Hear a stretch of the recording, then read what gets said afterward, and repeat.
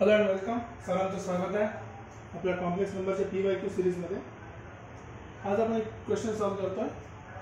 Question जरी दिसणारा डिटर्मिनंटचा असेल तरी question related to complex number. ठीक आहे. ओळखायचं कसं हे महत्त्वाचं आहे की एक काहीतरी AR नावाची टर्म आहे. ती AR काय म्हणते की cos ऑफ 2πr/9 आणि sin ऑफ 2πr/9.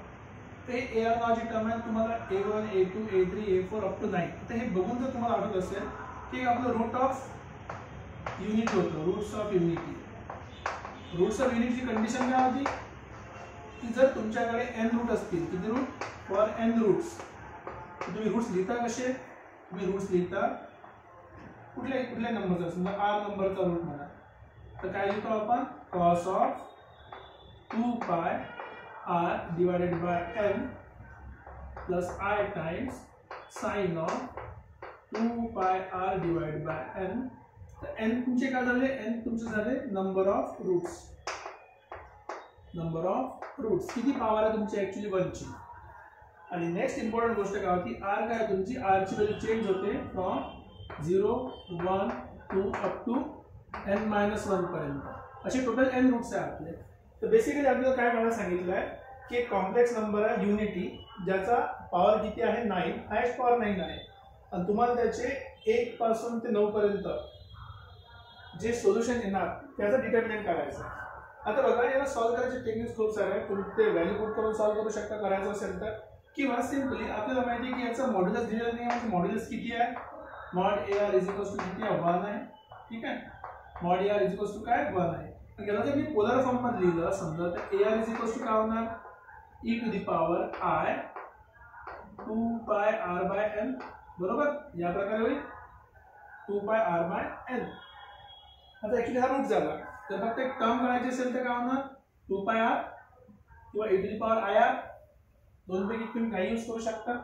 उदाहरणार्थ मी याला असं पण लिहू शकतो की AR e to the power I r ची व्हॅल्यू चेंज करत चला, तुम्हाला डिफरंट व्हॅल्यू मिळणार. आता जर तुम्ही I ची व्हॅल्यू चेंज करत गेली तर फॉर 1 A1 साठी काय होणार? e to the power I 1.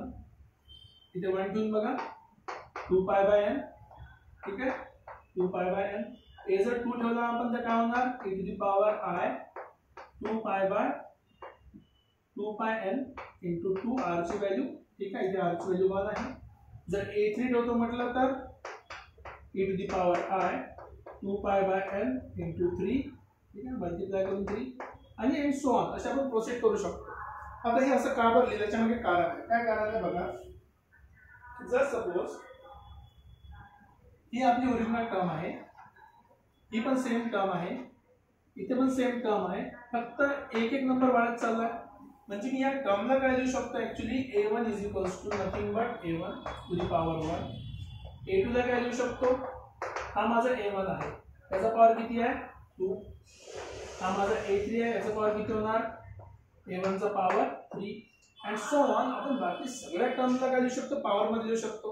जर सगळ्या टर्मला पॉवर लिहिलं तर आपल्याला काय मिळणार बघा.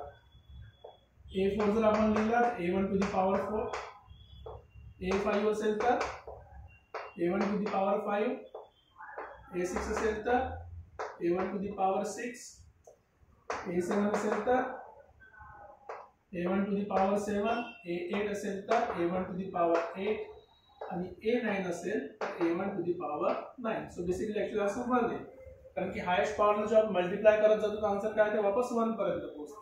चला आता आपण जे म्हटलं ते करू. डिटर्मिनंट.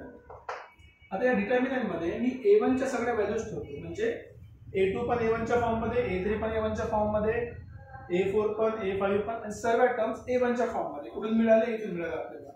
हा झाला A1, A1 चा स्क्वेअर, A2 चा स्क्वेअर, A1 चा क्यूब, A1 चा पॉवर 4, A1 चा पॉवर 5, A1 चा पॉवर 6, A1 चा पॉवर 7, A1 चा पॉवर 8 आणि A1 चा पॉवर 9. राईट. आता बघा तुम्हाला काय दिसते काय इम्पॉर्टंट. या वरच्या टर्म मध्ये सगळ्या ठिकाणी A1 आहे. मी A1 कॉमन काढलं. खालच्या टर्म मध्ये A टू द पॉवर 4 सर्वांमध्ये कॉमन आहे. Into A to the power 4 common काढलं आणि या ठिकाणी A to the power 7 common आहे. A to the power 7 common काढलं. हे जर पॉवर बाहेर काढले नसेल माहित तर डिटर्मिनंट मध्ये आपल्याला माहिती आहे की डिटर्मिनंट मध्ये आपण एक टर्म कॉमन काढू शकतो, एक तर रो मधून किंवा कॉलम मधून. या ठिकाणी मी सगळ्या रो मधून एक एक टर्म कॉलम काढलेली आहे, सॉरी कॉमन काढलेली आहे. इथून a1 गेला, इथे 1 राहिला, इथे एक पॉवर कमी झाला तर a1 आणि a². सेम लॉजिक इथे e⁴ बाहेर निघाला, a1 4 कमी केला, इथे काय राहिलं, एक a1 राहिला, इथे a1 चा स्क्वेअर, इथे 1, इथे a1 आणि a1 चा स्क्वेअर. बघा पॉवर 7 चालला गेला तर 1 राहिला, 8 म्हणजे एक पॉवर बाकी आहे, 9 म्हणजे 2 पॉवर बाकी आहे. आता तुम्ही जर डिटर्मिनंट विषयी थोडे तुम्हाला आठवत असेल तर a1 a⁴ a⁴ याचा आपल्याला काहीही घेणं देणं नाही. इथे काय सगळ्याच व्हॅल्यू काय तुमच्या सेम आहे, रो कॉलम सगळ्या रो कशा आहे, सॉरी कॉलम कसे आहे, रो कॉलम कसे आहे, सिमिलर आहे. पहिली row identical to row 2 identical to row 3. जेव्हा आपल्याकडे कधीही रो किंवा कॉलम इक्वल असतात तर डिटर्मिनंटची व्हॅल्यू किती होते, 0. सो द डिटर्मिनंट ऑफ जे काय असेल it is equals to 0. So basically product is the डिटर्मिनंटचा 0. पण जर तुम्हाला इथे व्हॅल्यू करायला सांगितलं असेल की या डिटर्मिनंटची व्हॅल्यू किती आहे, it is nothing but equals to 0. Right. अशा प्रकारे आपण कॉम्प्लेक्स नंबरचा क्वेश्चन इझिली सॉल्व्ह करू शकतो. हा क्वेश्चन आला होता जेईई मेन्स 2019. राईट. तर काही डाऊट असेल तुम्ही कमेंट सेक्शनमध्ये लिहू शकता. समजलं असेल तर फ्रेंड सर्कलमध्ये शेअर करा.